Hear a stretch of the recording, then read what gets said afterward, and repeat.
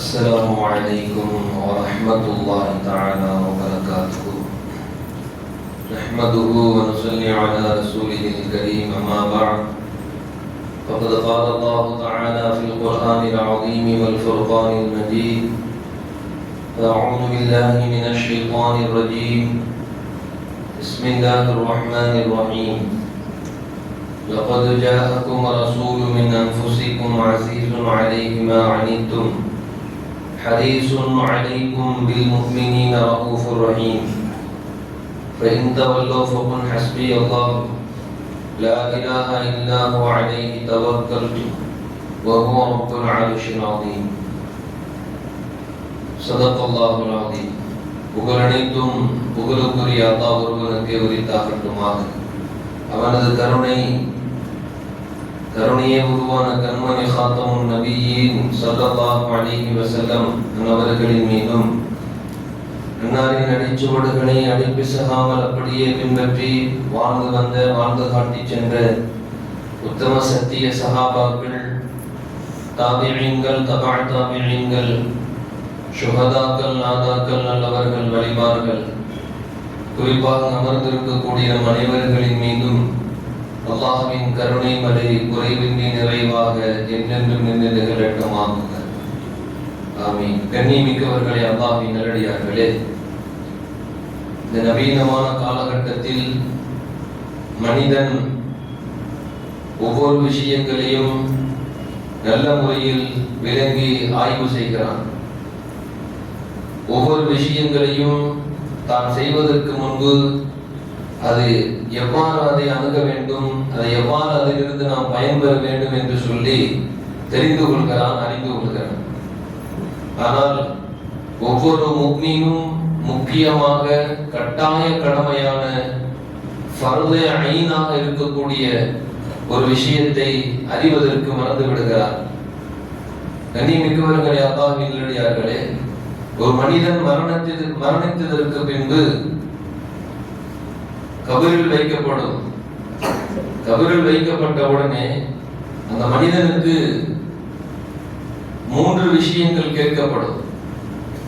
அது 3லயும் பாஸ் ஆகும். 1ல ஃபெயில் ஆயிட்டாலும் கூட ஆகிரத்துடைய வாழ்க்கை கேள்விக்குறியாகிவிடும். மன் ரப்புக மன் நபியுக வமா தீனுக. உன்னுடைய ரப்பு யார், உன்னுடைய நபி யார், உன்னுடைய தீன் என்ன, நீ வாழ்ந்து கொண்டிருந்த வழிகாட்டுதல் அது என்ன என்று கேட்கப்படும். இந்த 3 கேள்விக்கும் நம்ம அறிவை வச்சு யோசனை பண்ணக்கூடாது. அறிவை வச்சுலாம் பதில் கொடுக்க முடியாது. ஒரு மனிதன் மூத்தா போனதுக்கு முன்னாடி அறிவு அழிஞ்சு போயிடும், அறிவும் சேர்ந்தே போயிடும். அழியாத ஒண்ணு அந்த மனிதனிடத்தில் இருக்குகிறது. அந்த ரூஹு தான். அந்த ரூஹ் என்று சொன்னால் அதுல வாழணும். வாழ்ந்து தன்னுடைய பிரியம், தன்னுடைய இயக்கங்கள், தன்னுடைய ஆசாபாசங்கள் அத்தனையும் ஒரு விஷயத்தில் லகித்து போயிருந்தால் மட்டும்தான் ஆகிரத்துடைய வாழ்க்கைக்கு அத்தனையும் பலன் தரும். அதனாலதான் நபி ஸல்லல்லாஹு அலைஹி வஸல்லம் அவர்கள் சொன்னார்கள், அறியாமல் 1000 ரக்காத்து தொழுவதை விட அறிந்து அதை உணர்ந்து உள்ளபூர்வமாக 2 ரக்காத்து தொழுகிறது 1000 ரக்காத்தை விட நன்மையை பெற்று தந்துவிடும் என்று சொன்னார். ஒரு விஷயத்தை அறியணும், அறிந்தால் மட்டும்தான் அதனால் பலன் கிடைக்கும். இப்ப அந்த 3 கேள்விக்கும் நாம் எந்த அளவுக்கு அதில் உணர்வு பூர்வமாக பயணித்திருக்கிறோம் என்று நம்மளை நாமே கேள்வி கேட்டா தெரிஞ்சிடும். எந்த அளவுக்கு நம்ம மறுமைக்கு தயார்படுத்தி வைத்திருக்கிறோம். நம்மளையே அல்லாஹ் தான் யாரும் நம்ம இது வரைக்கும் அறிஞ்சிருக்கிறோம், உணர்வு பூர்வமா உணர்ந்திருக்கும். ஏன்னா குர்ஆன் ஷரீஃப்ல அல்லாஹ் வஃபி அன்ஃபுசிக்கும் அஃபலா துப்சிரூன் அப்படி சொல்றான் ஒரு இடத்துல.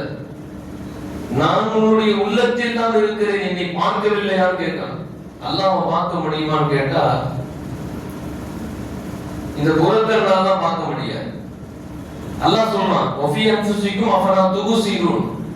நமலன்னு சொல்லி சொன்னா பார்த்தான்னு அர்த்தம். நமல அரபியில அது இந்த புறக்கண்ணால் பார்க்கிறது. பசரன்னாலும் பார்த்தான் அர்த்தம். ரெண்டுக்கும் வித்தியாசம் இருக்கு. நமலங்கிறது நம்ம கண்ணுக்கு முன்னாடி தெரியக்கூடிய கண் டு கண் இப்படி பார்க்கிறது, ஃபேஸ் டு ஃபேஸ் பார்த்து பார்க்கிறது. இது நபர பார்த்தான், கண்ணால் பார்த்தான், இந்த கண்ணால். பசரர் பார்த்தான் என்பது இந்த கண்ணால் இருக்கிறது, அகக்கண்ணால் பார்ப்பது, ஞான கண்ணால் பார்ப்பது. அந்த ஞான கண்ணுக்கு என்னன்னா, தமிழ்ல ஒரு பழமொழி சொல்லுவாங்க, நெற்றிக்கண் திறப்பினும் குற்றம் குற்றமே சொல்லுவாங்க. அப்படின்னா நெற்றியில ஒரு கண் இருக்குதான் இருக்கக்கூடாது. அது ஞான கண், அது ஞான பார்வை, அது அகப்பார்வை. அந்த கண் ஒரு மனிதனுக்கு திறந்ததுக்கு பின்னாலே குற்றம் செஞ்சா குற்றம் குற்றம் தான். அப்படின்னா அவர் நிறைய ஆழமான செய்திகள். கண்ணியமிக்கவர்களே, அந்த கண்ணால் நாம் எந்த அளவிற்கு படைத்தவனை உணர்ந்திருக்கிறோம்.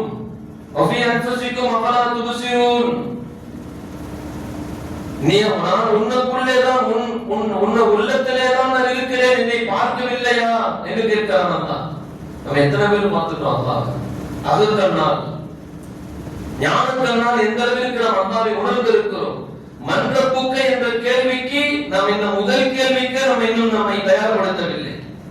உணர்வால் உணர வேண்டும், உணர்ந்திருக்க வேண்டும். எந்த அளவுக்கு நம்ம உணர்ந்திருக்கிறோம் வாழ்க்கையில? நம்ம உணர்றதெல்லாம் ரெண்டு விஷயம் தான். ஒண்ணு சாப்பிடுறது, இன்னொன்னு சந்தோஷமா இருக்கிறது, தூங்குறது. அவ்வளவுதான். இந்த ரெண்டுல தான் நம்ம விஷயம், நம்ம வாழ்க்கையே பயணிக்குது. ஓடி ஓடி உழைக்கிறோம், ஓடி ஓடி உழைக்கிறோங்க. இந்த ஒரு ஜான் வைத்துக்கலாம், நல்ல முறையில் சாப்பிடுவார், நல்ல முறையில் சந்தோஷமா தூங்கிடுவார். அவ்வளவுதான்.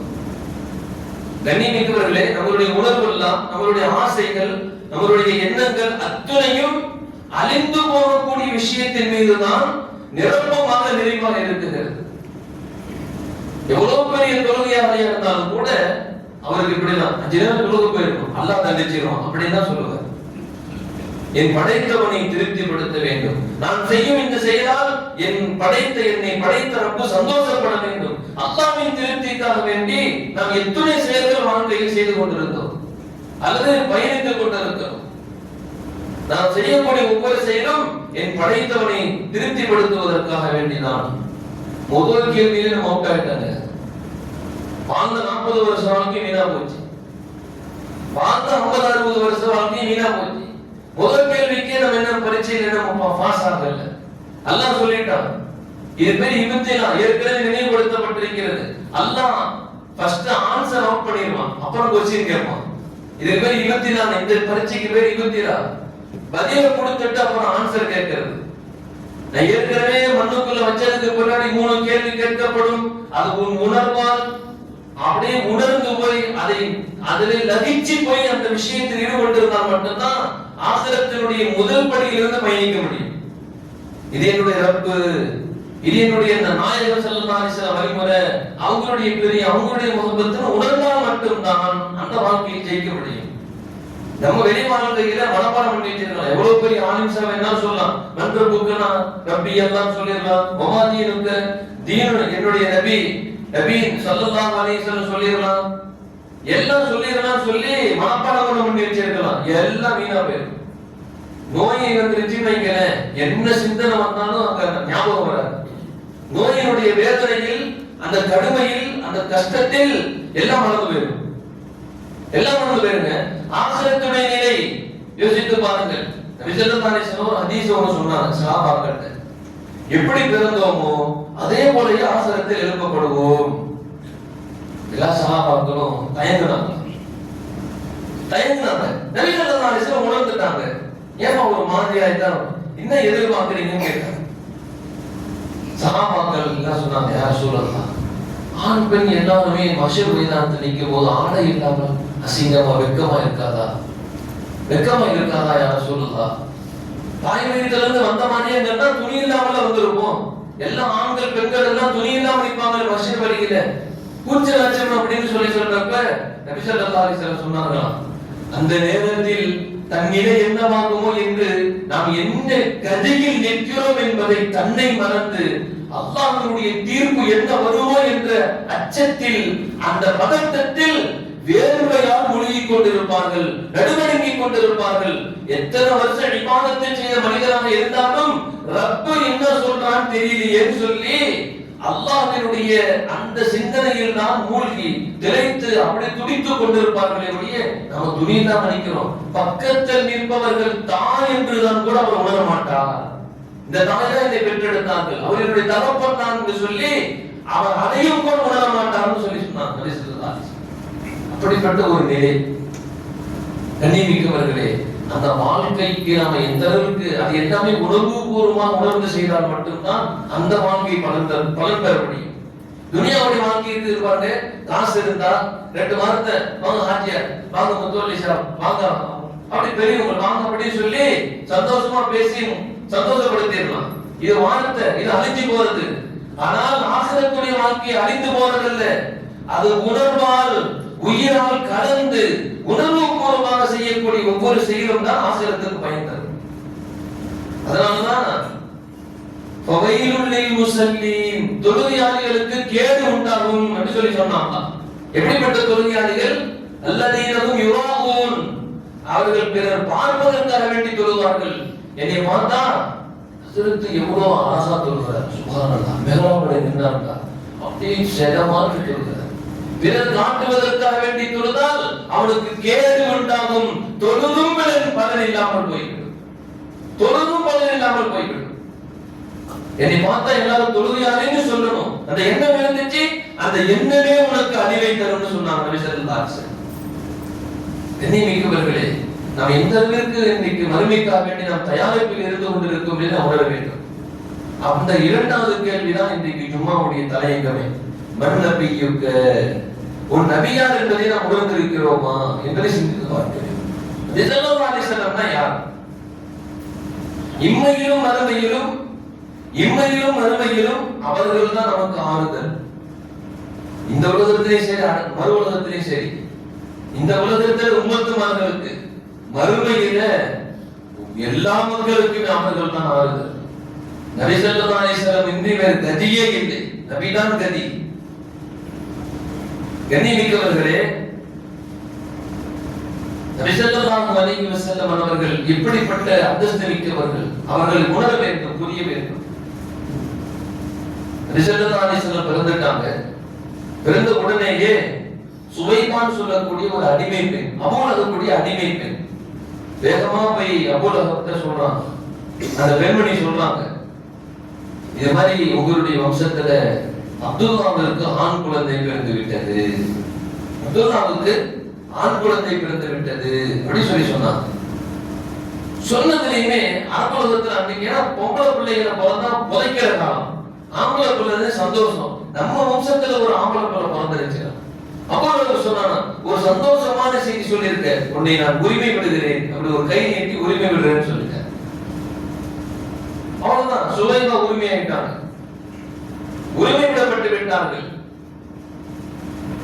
அப்புறம் பிறகு அபூலஹப் மௌத்தா போனதுக்கு பின்னாடி அவங்க வம்சத்திலேயே ஒரு தலை சிறந்த ஒரு பெரிய மகான் ஒருத்தர், அவர் பேர் அப்துல்லா. கனவுல பார்க்கிறாங்க, அல்லாஹ்வின் இடத்தில் எவ்வாறு நடந்து கொண்டான். இது எல்லாமே சொல்றது நாயகம் ஸல்லல்லாஹு அலைஹி வஸல்லம்.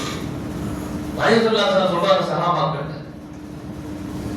அப்ப அபூலஹப் விட்டு அந்த அப்துல்லாஹ் கேட்கிறாங்க, அல்லாஹ்வின் இடத்தில் எவ்வாறு நடந்து கொண்டான். எனக்கு கொடுக்கப்படும் வேதனை கடுமையானது, பயங்கரமானது. ஆனால் ஒரு சின்ன ஒரு சந்தோஷம், முகம்மது பிறந்து விட்டார் என்ற ஆண் குழந்தை பிறந்து விட்டது என்று சொல்லி முகமது ஸல்லல்லாஹு அலைஹி வஸல்லம் அவங்க பிறந்த உடனே சுவைபாவை நான் உரிமை விட்டேன், வலது கரத்தை நீட்டி நான் ஆள் காட்டி விரலால் உன்னை உரிமை என்று சொன்னேன், இன்றிலிருந்து நீ அடிமை அல்ல என்று சொன்னேன். அந்த திங்கட்கிழமை மட்டும் எனக்கு நரக வேதனை குறைக்கப்படுகிறது. அந்த திங்கட்கிழமை மட்டும் எனக்கு அந்த விரலில் அல்லாஹ் சுவை மிகுந்த தண்ணீரை எனக்கு நரகத்தில் வைத்து போட்டுகிறான், எனக்கு வேதனையே அதனால் உணர முடியவில்லை என்று சொன்னார். சுப்ஹானல்லாஹ் சொல்லுங்க. எங்க அபூலஹப் கலிமா சொன்னவர் அல்ல, அபூலஹப் கலிமா சொன்னவர் அல்ல.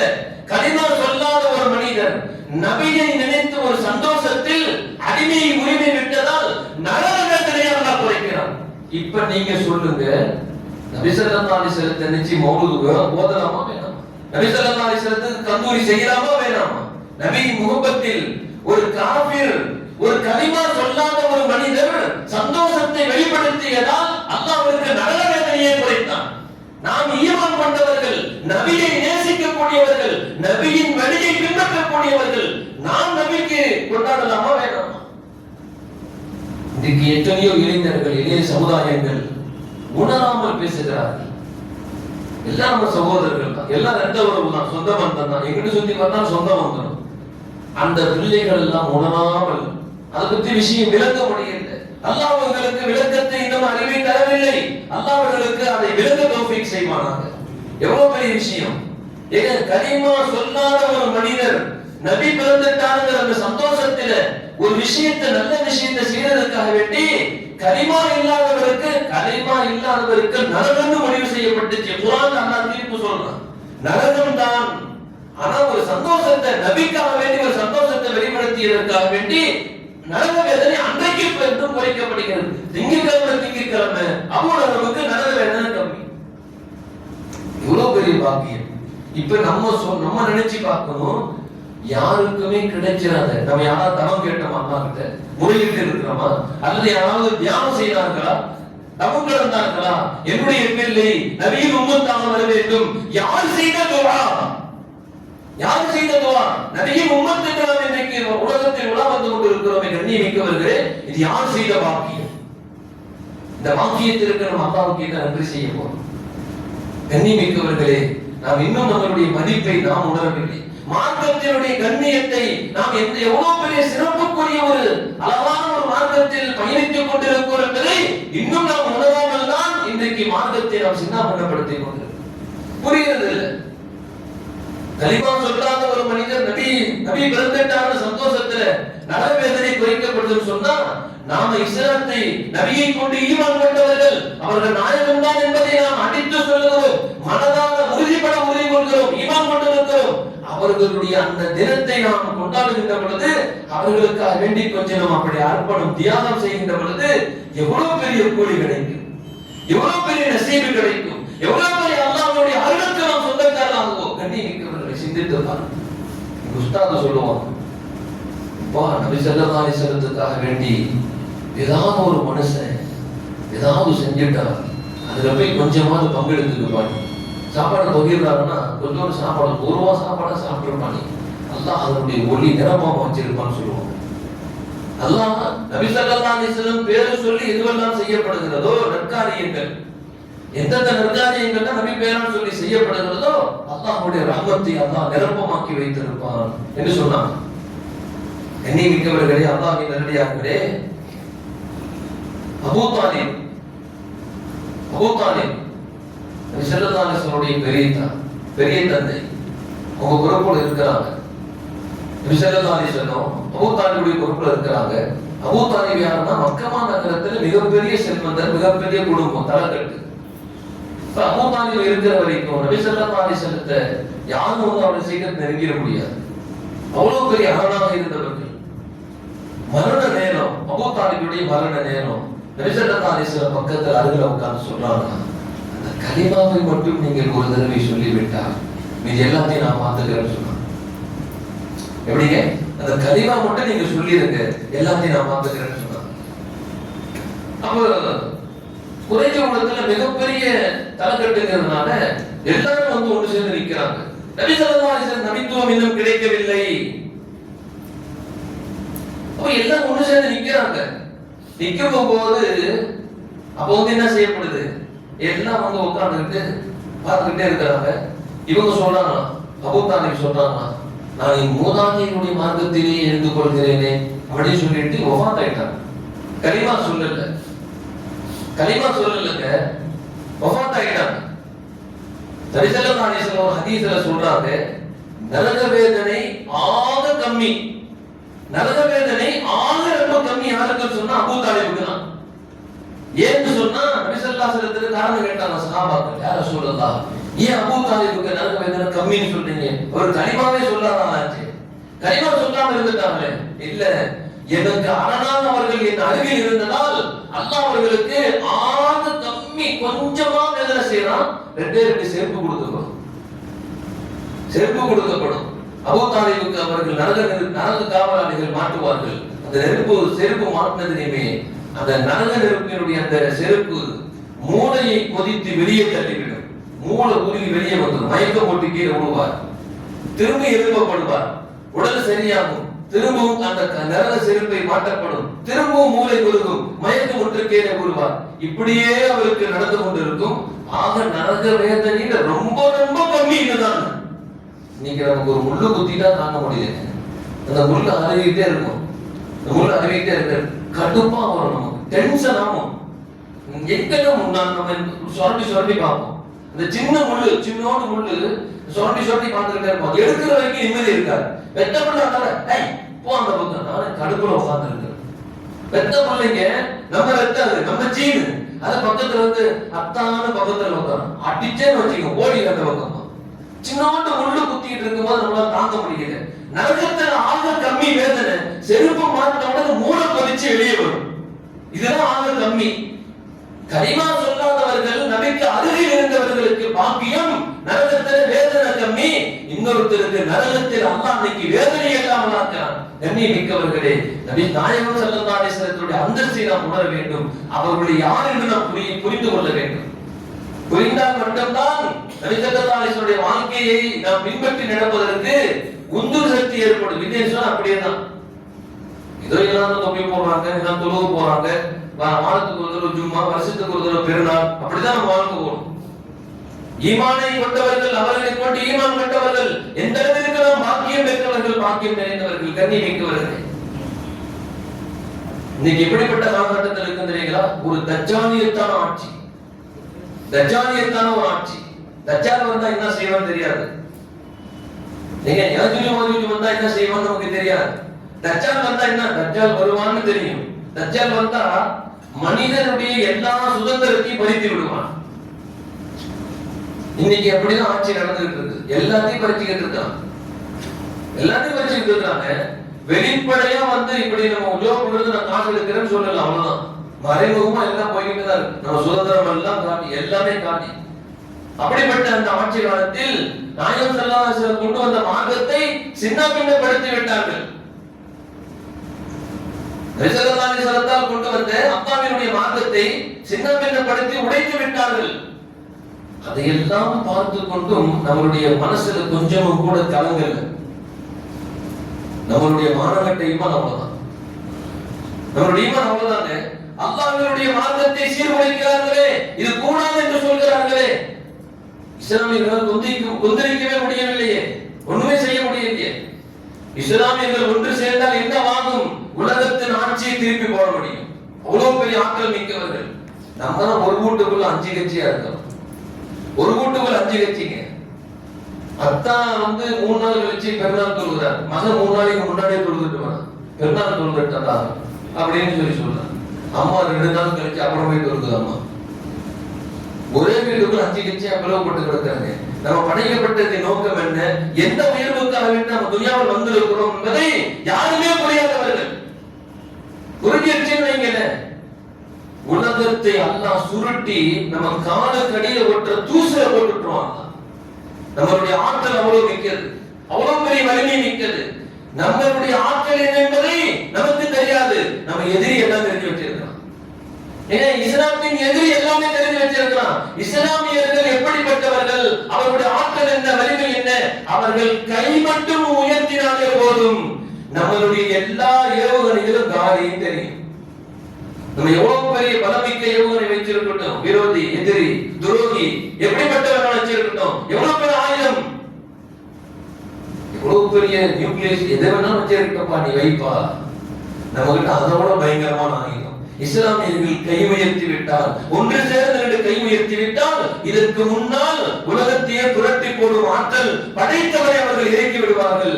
எல்லாம் பஸ்பமாயிடும். எதிரி தெரிஞ்சு வச்சிருக்கிறாங்க, நம்ம தெரியல. நம்ம வாழ்க்கையில சின்ன உயிர்வானில் எதற்காக வேண்டி வந்திருக்கிறோம் என்பதை நாம் விளங்கவில்லை. எல்லாம் மிருகமான வாழ்க்கைகள், எல்லாமே மிருகத்தனமான வாழ்க்கைகள். மிருகம் என்ன செய்யும்? பச்சை சாப்பிடும், ஆசை வந்தா ஜோடிக்கிட்ட போகும், தூக்கம் வந்தா தூங்கிடும். நம்ம வாழ்க்கையில எதை லட்சியமாக கொண்டிருக்கிறோம்? கண்ணியமிக்கவர்களே, குத்தி பேசுற இடம் கிடையாது, குத்தி பேசுற அளவுக்கு பகையும் கிடையாது யாருக்கிட்டையும். சிந்தித்து பாருங்கள். அதே மாதிரிதான் வாழ்க்கை. பசிச்சா சாப்பிடுவோம், அது வேணும் தெரியப்பட்டா அது போய் வாங்கி சாப்பிடுவோம், இது சாப்பிடணும்னு ஆசைப்பட்டா போய் இதை வாங்கி சாப்பிடுவோம், அவ்வளவுதான். இச்சை பூர்த்தி செய்து கொள்வதற்கு அன்பான மனைவி, தூங்குவதற்கு வீட்டுல ஏசி வசதி, பெட்டு கட்டில் எல்லாம் சந்தோஷம். தூங்குவோம், சாப்பிடுவோம், எந்திரிப்போம், போவோம், தூங்குவோம், சாப்பிடுவோம், இப்படிதான் ஓடிட்டு இருக்குது வாழ்க்கை. நம்மளுடைய லட்சியம் என்ன?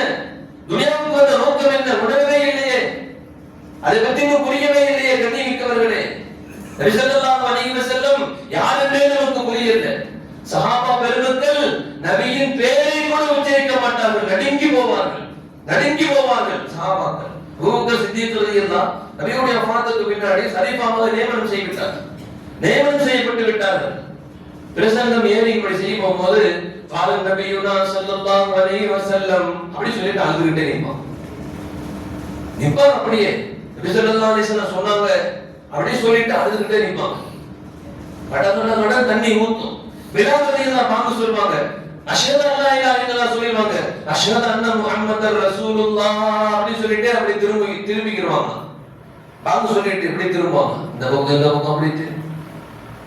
ஏன்னா நபி ஸல்லல்லாஹு அலைஹி வஸல்லம் அவர்கள் ஹயாத்தோடு இருக்கின்ற பொழுது பிலால் ரலியல்லாஹு நபி இருக்கும் திசையை நோக்கி அது நபியை பார்த்து அஷ்ஹது அன்ன முஹம்மதர் ரசூலுல்லாஹ் என்று கை நீட்டி சொல்வாங்க, நான் சாட்சி சொல்லுகிறேன் முஹம்மது ரசூலுல்லாஹ் இதோ இங்க நிற்கிறார்கள் அப்படி சாட்சி பாங்குறப்ப உணர்வுபூர்வமாக சொல்வார்கள்.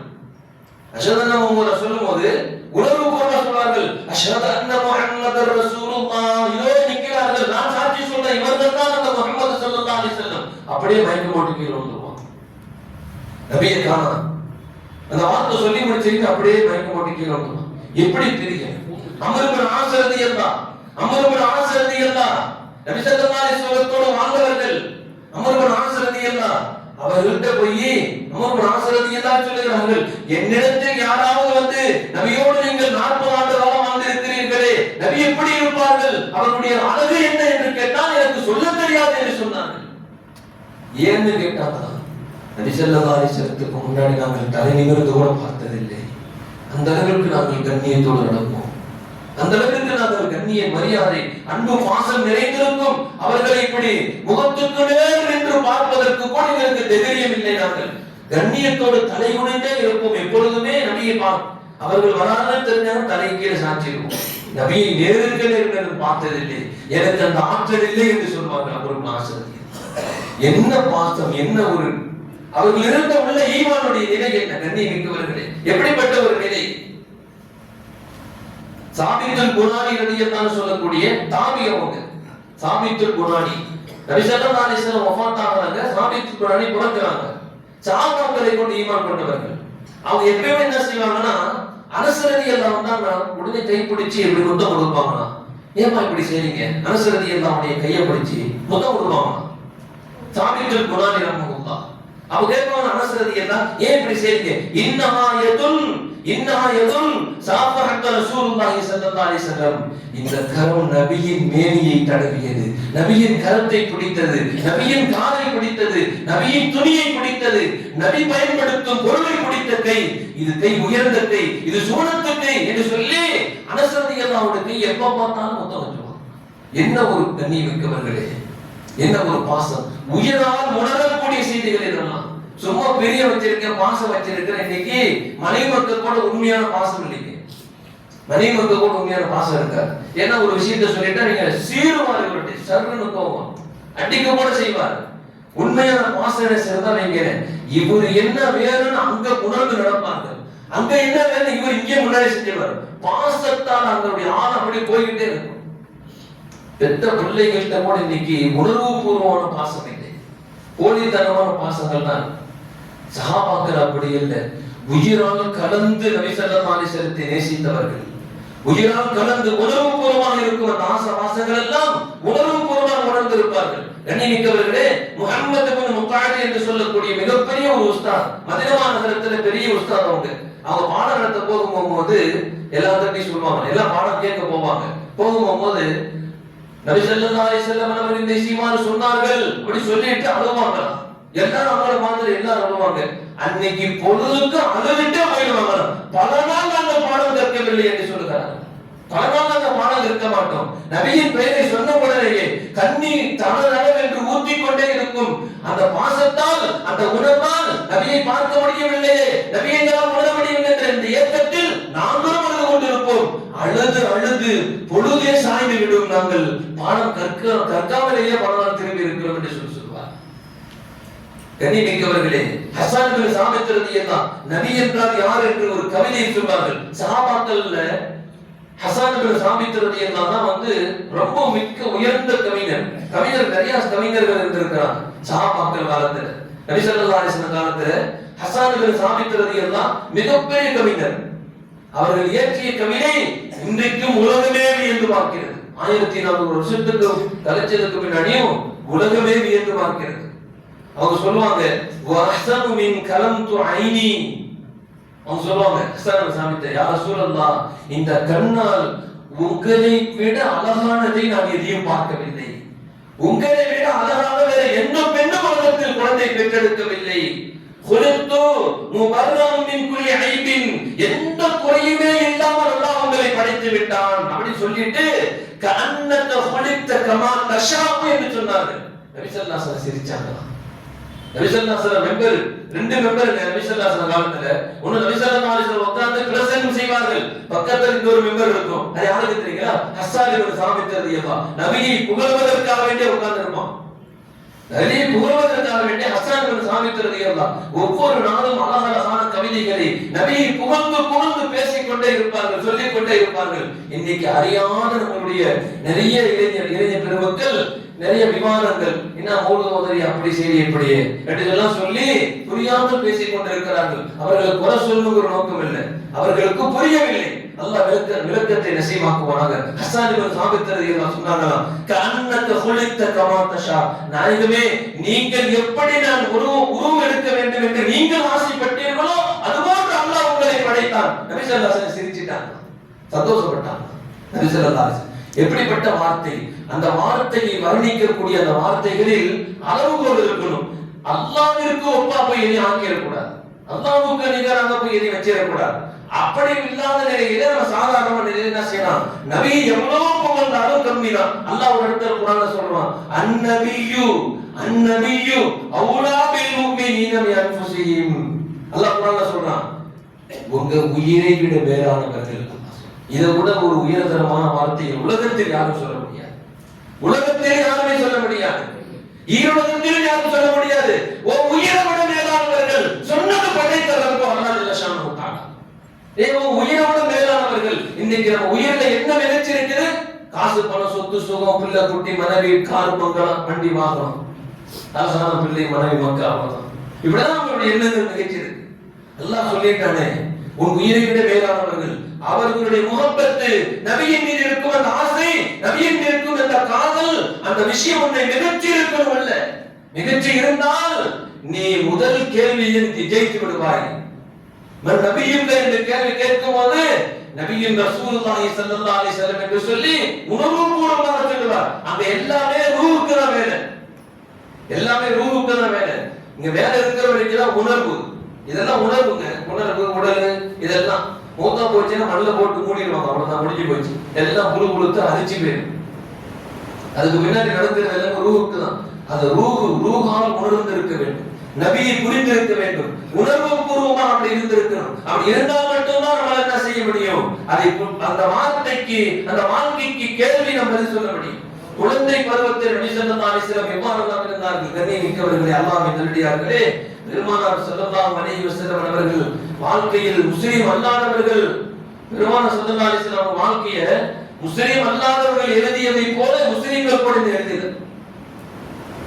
முஸ்லிம் அல்லாதவர்கள் பெருமானாரை பற்றி எழுதியிருப்பது போல முஸ்லிம் கவிஞர்கள் கூட, முஸ்லிம்கள் அறிஞர் பெருமக்கள் கூட நம்ம அப்படி எழுதவில்லை. அந்த அளவிற்கு எழுதியிருக்கிறார்கள். வரலாற்று விஷயங்கள் இதெல்லாம், வரலாற்று எல்லா உலகத்தில் இருக்கக்கூடிய எல்லா மொழிகளிலுமே நபி ஸல்லல்லாஹு அலைஹி வஸல்லம் பற்றி எழுதி வைக்கப்பட்டிருக்கிறது.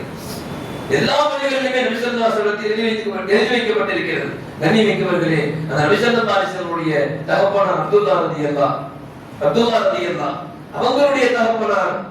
அவங்களுடைய தகப்பனார் அப்துல் முனாம், அவங்களுடைய தகப்பனார் ஹாரிஸ் ரலியல்லாஹு. இப்படி ஹாஷிம், அவங்க இப்படியே ஒரு பெரிய குலம். இவங்க முதல் குலம் எப்ப ஆரம்பிக்குதுன்னா, ஹாஷிம் அவங்க என்ன செய்யறாங்க? முதல் மக்கால இருந்து மதீனாவுக்கு போறாங்க. அன்னைக்கு மதீனா இல்ல, யஸ்ரிப், வறட்சி பூமி, வறண்டு போன குலம், வறண்டு போன கிராமம்னு அர்த்தம். பஞ்சகிராமம் அர்த்தம். யஸ்ரிப் அப்படின்னா அங்க போய் நிக்கா முடிக்கிறாங்க. நிக்கா முடிச்சிட்டு இங்க வராங்க. அப்ப நிக்கா முடிச்சிட்டு வந்த பின்னாடி அதுல அவங்களுக்கு ஒரு ஆண் குழந்தை பிறக்குது. ஷைபான்னு பேரு.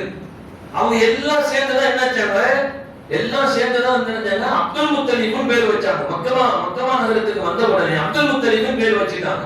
அசல் பேரு ஷைபா. அவங்களுக்கு பிறந்ததுதான் 11 ஆண் மக்கள். 11 ஆண் மக்கள்ல 11வது நாயகம் ஸல்லல்லாஹு தகப்பனார் அப்துல்லா ரலியல்லாஹு. அவங்க என்ன செய்யறாங்கன்னா அவங்க திருமணம் முடிக்கிறாங்க மக்கமா நகரத்துல. அப்ப அத்தா சொல்றாங்க, அப்துல் முத்தலிப் சொல்றாங்க மகனுக்கு, நாயகம் ஸல்லல்லாஹு தகப்பனாருக்கு சொல்றாங்க, மதீனா நகரத்துல போய் அன்னைக்கு இருக்கக்கூடிய யஸ்ரிப் அங்க போய் நம்மளோட சொந்த பந்தங்கள்லாம் இருக்காங்கப்பா, தாய் மாமங்க எல்லாம் இருக்கிறாங்க, அங்க போயிட்டு சொல்லி நல்ல பேர்ச்சி மனம் வாங்கிட்டு வாங்கன்னு சொல்றாங்க. அப்படி நபியுடைய தகப்பனார் பயணித்து போகின்ற பொழுதுதான் நபி ஸல்லல்லாஹு அலைஹி வஸல்லமுடைய அன்பு தகப்பனார் வஃபாத் ஆகிறார்கள். அன்பு தகப்பனார் வஃபாத் ஆகிறார்கள். அந்த இடம் இன்றைக்கும் அந்த இடத்தில் இருக்கப்பட்டிருக்கு. அந்த இடத்துல மதீனாவில் தான் நபி ஸல்லல்லாஹு தகப்பனார் அடக்கம் செய்யப்பட்டிருக்கிறது. உம்ராவுக்கு ஹஜ்ஜுக்கு போனவர்கள் வழியா போவாங்க. நிறைய இடங்கள்ல போர்ட்ல அரபியில இங்கிலீஷ்ல எழுதப்பட்டிருக்கும். அதெல்லாம் நம்ம படிக்க முடியறது இல்லை. படிச்சா நம்முடைய வரலாறுகள் நினைவுக்கு வரும். நம்மளுடைய ஈமானுடைய வேகங்கள் கூடும், ஈமானுடைய உணர்வுகள் நமக்கு கூடும். அல்லாஹ் ஜல்ல ஷானஹு தஆலா நமக்கு விளங்க தௌஃபீக் செய்வானாக. அங்க தகப்பனார் அடக்கம் செய்யப்பட்டதுக்கு பின்னாடி அவங்க என்ன செய்யறாங்க, மதீனாவுக்கு கிளம்பும் போது அம்மா இங்க என்ன செய்யறாங்க, ஆமீர் அம்மா கருவுற்று இருக்கிறாங்க. நபி ஸல்லல்லாஹு அலைஹி வஸல்லம் தாயின் கருவறையிலே தனித்திருக்கிறார்கள். அவங்களுக்கு பலவிதமான கனவுகள், அற்புதமான கனவுகள். நபி ஸல்லல்லாஹு அலைஹி வஸல்லம் பிறப்பதற்கு முன்பே தந்தையை இருக்கிறார்கள். பிறந்து 6 வயதுல 6வது வயது எட்டுறாங்க. அம்மாவும் மதீனாவுக்கு போயிட்டு குலங்கோத்திரங்கள்லாம் பார்த்துட்டு வரும்போது அம்மா ஒரு இடத்துல வஃபாத் அடக்கம் பண்ணாங்க. அதுக்கப்புறம் கூட இருந்த உடன் இருந்த அடிமை பெண் தான் நபி ஸல்லல்லாஹு அலைஹி வஸல்லத்தை தோளிலே சுமந்து வந்து அப்துல் தன்னுடைய குடும்பத்தார்களிடத்தை கொடுத்து அவர்கள் அன்போடு வளர்க்கிறார்கள். அல்லாஹ் ஜல்ல ஷானஹு தஆலா அந்த நபி ஸல்லல்லாஹு அலைஹி வஸல்லம் அவருடைய பிறப்புகளை, அவருடைய வாழ்க்கை சரித்திரங்களை முழுமையாக தெரிந்து நம்ம பிள்ளைகளுக்கு கற்றுக் கொடுக்கணும். நபி ஸல்லல்லாஹு அலைஹி வஸல்லம் யாரு, அவங்க எப்படிப்பட்ட அந்தஸ்து மிக்கவர்கள், அவர்களுடைய அந்தஸ்து என்ன, அவர்களுடைய வம்சாவளியில் அவர்களுடைய அந்த வழிகாட்டுதலில் வரக்கூடியவர்களுக்கு அல்லாஹ் எவ்வளவு பெரும் சவாபுகளை, எவ்வளவு பெரும் நன்மைகளை அள்ளி தருகிறார் என்பதையெல்லாம் நம்ம பிள்ளைகளுக்கு சொல்லி தரணும். நம் மீது கடமை, நம் மீது கடமை. நாம முஸ்லீம் ஆகிட்டோம், நம்ம என்ன மார்க்கத்தை தெரிந்து வைத்திருக்கிறோமோ அந்த மார்க்கத்தை நம்ம பிள்ளைகளுக்கு சொல்லிக் கொடுக்கணும். நபி ஸல்லல்லாஹு அலைஹி வஸல்லம் சொன்னாங்கல்ல, உலகத்தில் பிறக்கும் அத்தனை குழந்தையும் மார்க்கத்தின் அடிப்படையில் தான் பிறக்கிறது. அவர்கள் வளர்க்கக்கூடிய தாய் தந்தையர்கள் தான் தன்னுடைய பழக்க வழக்கத்தினால் மாற்றி விடுகிறார்கள். மிகப்பெரிய பொறுப்பு நமக்கு இருக்குது, மிகப்பெரிய பொறுப்பு. பிள்ளை ஓதல்ல தொழுதுன்னா முதல் கேள்வி தாய் தகப்பனுக்கு உண்டு. கண்ணியமிக்கவர்களே, தாய் தகப்பனுடைய வளர்ப்பில் தான் பிள்ளைகள் மாறி விடுகிறார்கள். நாயகம் ஸல்லல்லாஹு அலைஹி வஸல்லம் டிக்ளேர் பண்ணிட்டாங்க. அல்லாஹ் ஜல்ல ஷானஹு தஆலா நம்ம பிள்ளைகளுக்கு வரக்கூடிய சந்ததிகளுக்கு அல்லாஹ் ஜல்ல ஷானஹு தஆலா மார்க்கத்தை விளங்கி நடக்க தௌஃபீக் செய்வானாக. நபி ஸல்லல்லாஹு அலைஹி வஸல்லம் யார் என்பதை உணர்ந்து அல்லாஹ்னா யார் என்பதை விளங்கி உணர்ந்து அல்லாஹ்வும் ரசூலும் இந்த உலகத்தில் அறிந்து போகக்கூடிய இந்த உலகத்தில் எப்படி வாழ வேண்டும் என்று கட்டளை பிறப்பித்திருக்கிறார்களோ அந்த கட்டளைகளை விளங்கி உணர்ந்து நடக்கக்கூடிய நல்வாய்ப்பினை அல்லாஹ் நமக்கும் நம் சந்ததிகளுக்கும் நசீபாக்கி தருவானாக. வாஹிரு தஅவானா அல்ஹம்துலில்லாஹி ரப்பில் ஆலமீன். அஸ்ஸலாமு அலைக்கும் வரஹ்மத்துல்லாஹி வபரகாத்துஹு.